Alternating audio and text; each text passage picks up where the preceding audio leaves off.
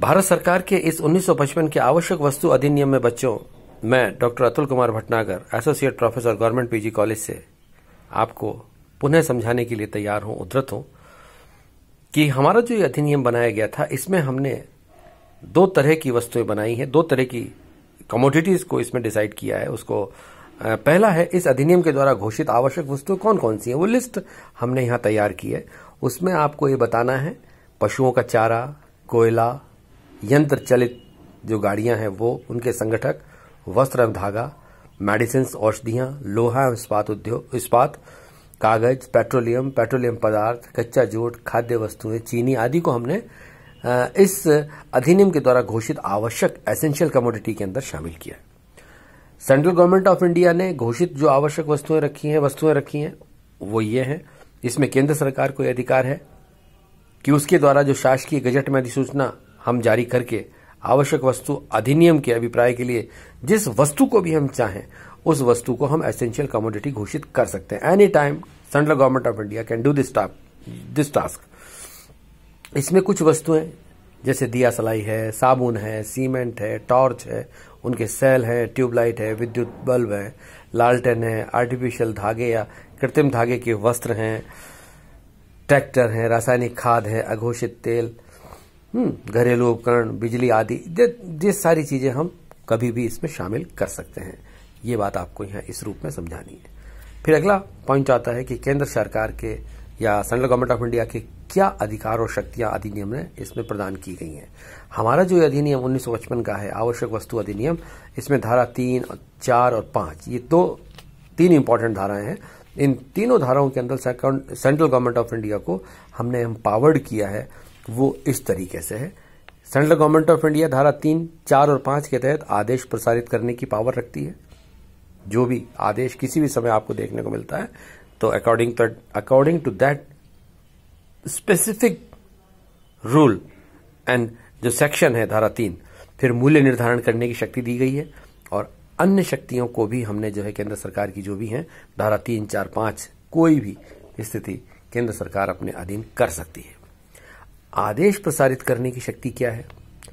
केंद्र सरकार जब भी आवश्यक और उचित समझे आवश्यक आदेश प्रसारित कर सकती है और वस्तु अथवा सेवाओं का नियमन कर सकती है, नियंत्रण कर सकती है, कंट्रोल कर सकती है हर तरीके से।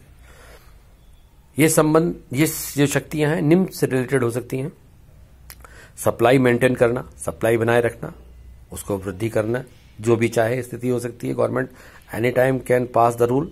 आवश्यक वस्तुओं के न्यायोचित वितरण की व्यवस्था कर सकती है, आदेश प्रसारित कर सकती है। वस्तुओं की उचित मूल्य पर उपलब्धता के लिए एनी टाइम आप उचित मूल्य पर वस्तु को उपलब्ध भी करवाएंगे, है ना। भारत की सुरक्षा के लिए आपको ये काम किसी भी समय, किसी भी सूरत के अंदर सेंट्रल गवर्नमेंट ऑफ इंडिया के अंदर पावर है कि वो किसी भी स्थिति के अंदर आपके लिए रूल्स बना सकती है। परमिट और लाइसेंस का जो भी है उसका नियमन कर सकती है, उसको रूल्स एंड रेगुलेट कर सकती है। उसके लिए कभी भी किसी भी तरह का परिवर्तन कर सकती है।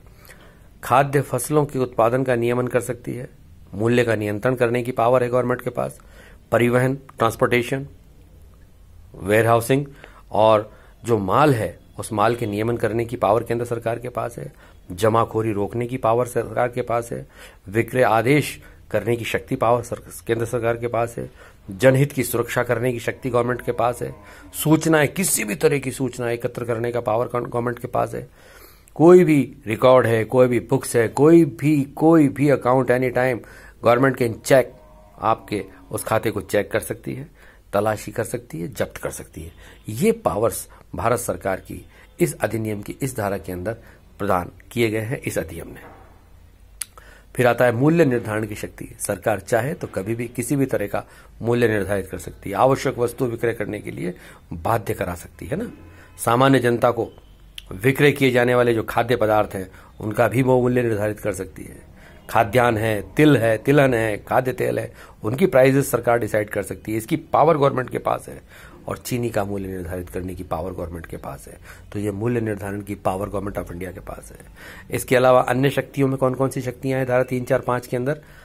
अधिकृत नियंत्रक नियुक्त करने की, किसी भी ऑथोराइज्ड कंट्रोलर को यहां गवर्नमेंट नियुक्त कर सकती है जो इन तमाम एक्टिविटी को कंट्रोल करेगी। उचित प्रतिबंध लगा सकती है, शक्तियों का डेलीगेशन ऑफ अथॉरिटी वो कर सकती है। These are some important task, these are some important powers according to the rule and the sections according 3, 4, 5 के अंदर इस अधिनियम के अंदर प्रदान किया गया है।